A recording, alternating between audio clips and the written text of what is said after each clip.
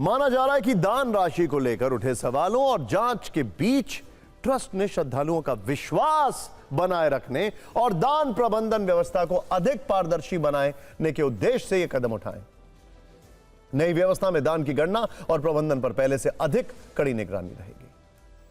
चढ़ावा चोरी पर विपक्ष आक्रामक है। रिपोर्ट सौंपे जाने के 24 घंटे बाद भी एफआईआर दर्ज न होने पर सवाल उठा रहा है। विश्व हिंदू परिषद ने राम मंदिर चढ़ावा चोरी मामले में एफआईआर दर्ज करने, जांच में तेजी लाने, फास्ट ट्रैक कोर्ट में रोज मामले की सुनवाई और दोषियों को सजा की मांग की है। वीएचपी के अंतर्राष्ट्रीय अध्यक्ष यह मांग कर रहे हैं। वहीं अखिलेश यादव ने तो कटाक्ष करते हुए एसआईटी का मतलब शेयर इन थेफ्ट बता दिया। हालांकि सरकार कार्रवाई का भरोसा दे रही है। एसआईटी का मतलब क्या? शेयर इन थेफ्ट है क्या? या ये हम कहें सैन इन ट्रस्ट? ये महापाप हुआ है। आस्था से खिलवाड़। पूरे प्रदेश और देश का जो चढ़ावा था, अंतर्राष्ट्रीय स्तर पे भी चढ़ावा था और हमारे सनातनी परंपराओं पर प्रश्न लगे।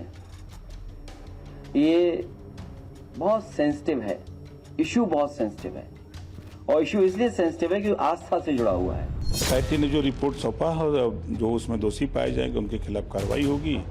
जो और सुझाव होगा उस सुझाव अपना वहाँ के ट्रस्ट के लोग और करेंगे।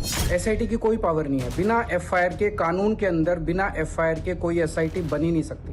केवल लीपापोती करने के लिए, मामले को रफा दफा करने के लिए, बड़े बड़े लोगों को बचाने के लिए एसआईटी बनाई गई है। अगर इनकी वाकई मंशा चोरी, असली चोरों को पकड़ने की है, असली लोगों को पकड़ने की है, ये मामला सीबीआई को क्यों नहीं सौंपा जा रहा? ये मामला ईडी को क्यों नहीं सौंपा जा रहा?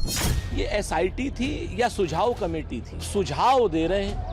आपसे सुझाव मांगे गए थे, आपको चोरों को पकड़ने के लिए बोला गया था कि आप कैमरा बढ़ा दीजिए, ऐसा कर। ये सिर्फ और सिर्फ लिपापोती हो रही है। उत्तर प्रदेश सरकार और राम मंदिर प्रशासन जो कर रहा है, मुझे लगता है कि वो उसमें दूध का दूध पानी का पानी जल्दी हो जाएगा। लेकिन ये जो इकट्ठा हुए हैं, जो जुगलबंदी दिखाई पड़ रही है, ये वो सारे के सारे लोग हैं जो राम मंदिर के विरोधी रहे हैं। करोड़ों रुपया लुटेरे लूट ले गए, राम के मंदिर से लूट ले गए, राम के दरबार से लूट ले गए। जो अपने मंदिर की रक्षा नहीं कर सकता, वो आपकी रक्षा क्या कर सकता है? वहाँ कोई संतों का मंदिर संचालन तो है नहीं, वो तो केंद्र सरकार और राज्य सरकार का मिला जुला उपक्रम वहाँ पे काम कर रहा है। तो जब सरकार ही वहाँ पे पहले से व्यवस्था कर रही है और चोरी हुई है, तो जांच कैसे सरकार करेगी? सरकार कैसे एसआईटी बनाएगी और उससे क्या न्याय की उम्मीद होगी? आप जो है लीपापोती कर रहे हो जांच के कमेटी के नाम पे। इस बीच कल सुबह 11 बजे आम आदमी पार्टी के सांसद संजय सिंह एसआईटी प्रमुख से मिलेंगे। संजय सिंह 20 जून से मिलने के लिए समय मांग रहे थे। कल उन्हें बुलाया गया है। उन्होंने अपने पास चढ़ावा चोरी से जुड़े सबूत होने का दावा किया था। दावा किया जा रहा है कि राम जन्मभूमि परिसर में चोरी का खेल वर्षों से चलता रहा। ट्रस्ट कर्मियों की इतनी हनक थी कि उनके आगे सुरक्षा कर्मी भी घबराते थे। उनकी बहुत ज्यादा नहीं चलती थी। मंदिर परिसर में केंद्र और प्रदेश सरकार की 10 से ज्यादा सुरक्षा एजेंसियों के साथ 3 निजी सुरक्षा एजेंसियों के कर्मी तैनात हैं। लेकिन ट्रस्ट कर्मियों और मंदिर से जुड़े स्वयंसेवकों का दबदबा इतना था कि उनके अंदर जाने और बाहर निकलने पर विधिवत तलाशी तक नहीं ली जाती थी। साधारण कर्मियों की चेकिंग तो होती थी, लेकिन पदाधिकारियों के करीबियों या चर्चित चेहरों की नहीं। चंपत राय के करीबी राम शंकर यादव टिन्नू भी इसी सूची में शामिल रहा, जो मंदिर व्यवस्था से जुड़ा था। सुरक्षा कर्मी केवल गले में आईडी कार्ड और फीते को देखकर संतुष्ट हो जाते थे। इसी सुरक्षा चूक का फायदा उठाकर राम मंदिर की दान राशि में गबन का सिलसिला लंबे समय तक चलता रहा। एसआईटी रिपोर्ट में भी इस चूक को गबन का प्रमुख कारण माना गया है। सूत्रों के अनुसार यदि बाहर निकलते वक्त कर्मचारियों की ठीक से तलाशी ली जाती तो यह घोटाला बहुत पहले पकड़ में आ जाता। अफसोस, ये तो बड़ी बेसिक सी बात है ना। ये तो स्टैंडर्ड ऑपरेटिंग प्रोसीजर का एक हिस्सा है। अगर इसमें लापरवाही बरती गई है तब तो नियत में गड़बड़। खैर, इसमें शामिल बताए जा रहे हैं अनुकल्प मिश्रा, लवकुश मिश्रा, मनीष यादव और टिन्नू यादव जैसे लोग समय रहते दबोचे जा सकते थे। टिन्नू यादव को लेकर तो एक और पर्दाफाश हुआ है। पता चला है कि रामशंकर यादव उर्फ टिन्नू को प्रशासन ने वॉकी टॉकी भी दिया था।